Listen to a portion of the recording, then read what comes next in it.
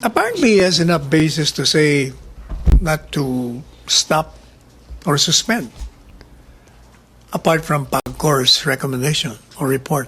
How can you say that he has enough basis? Because he has already decided it. The president does not decide just like that. He's a very cautious person.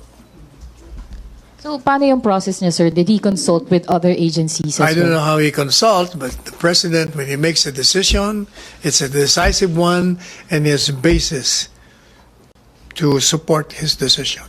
Sir, did agencies, like for example, the Bureau of Immigration, submit a report I don't know on all about the that. issues? I don't know. I have no personal knowledge. Like AMLAC, sir, on I have no multi-laundering personal issues. knowledge of that. But the president certainly will have access to all of them.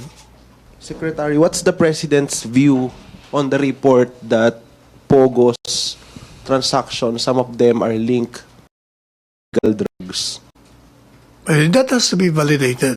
Mga reports pa lang yun. You know, there are agencies whose function is to enforce the law in their own territories. So they need to effectively enforce the law, like the customs, the immigration, the PNP, the NBI, lahat yan dapat gumagalaw in relation to the operations of POGO, and for that matter, all operations of any entity. Okay, Sec. Kasi sinabi nung AMLAC sa isang Senate hearing, part ng transactions are linked to yung suspicious activities, including yung illegal drugs. And we know the president's stance on illegal drugs naman. So yung ganong information, they are not enough for him to say or think parang, di ba kailangan tignan muna natin to bago hayaan mag-operate? Alam mo yung mga ganon, they are immediately being investigated.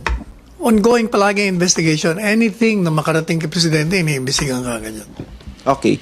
Yung decision ni President that he won't suspend POGOs, final na yon or it can still change depending on developments? Hindi ko alam. Basta yun ang sinabi niya sa akin. Can it still be, That depends. Reverse? It's the call of the president. Always the call of the president.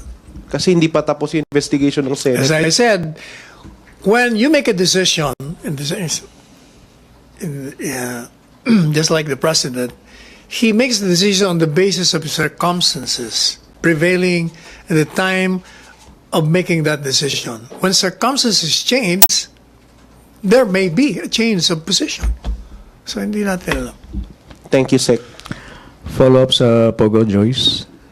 Sir, can we say that what we get from POGO outweighs the social ills or issues associated with it?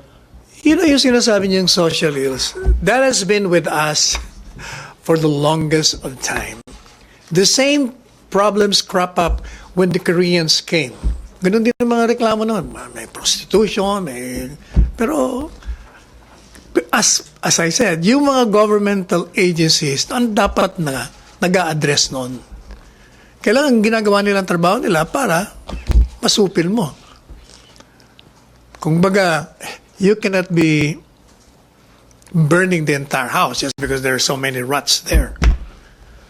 Pero sir, sa process ng pag-consider ni President Duterte, given yung social ills, issues with POGOs, mas matimbang sa kanya, mas naging matimbang sa kanya yung what we get Hindi sa matimbang. Ang nakikita ko kay Presidente, yung problemang sinasabi nyo, yan ay ma-address yan ng mga governmental agencies involved in enforcing the laws. And then, sir, you mentioned kasi malaking bagay sa COVID-19 response yung what we get from POGO. So, once this issue is already sorted or resolved na yung COVID, will then be considered suspending or at least being mas mahigpit sa kahit POGOs? walang COVID-19, yung nakukuha natin sa POGO ay malaki. Kung 22 billion, there's so many projects to be funded by this government.